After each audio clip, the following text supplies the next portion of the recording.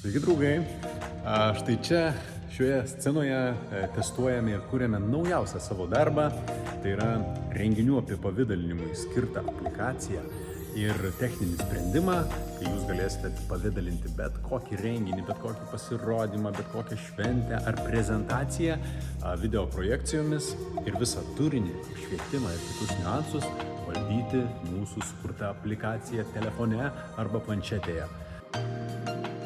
Kurį sukūrėme video projekcijoms, yra video playeris, kuris veikia bet kuriame telefone arba šiuo atveju planšetiniame kompiuteryje.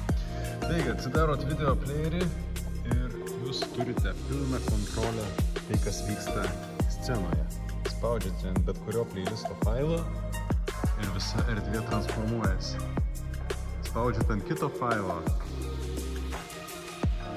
erdvė pavirsta visiškai kažką naują. Ir tokiu būdu galite dekoruoti sceną ir pilnai kontroliuoti viską, kas vyksta.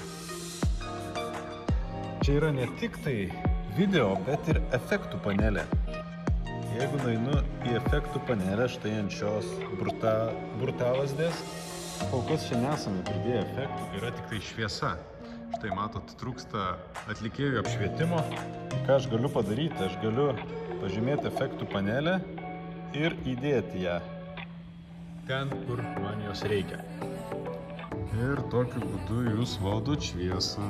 Su pirštu pasikaunat planšetėj ir slenkat ten, kur jums reikia.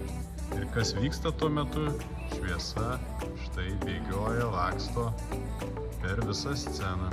Tai vietoje šio šviesos ruoželio čia gali būti, nežinau, liepsnos ar ką tik tai sugalvosite, vanduo, ir tą efektą galite uždėti bet kurioje erdvės dalyje.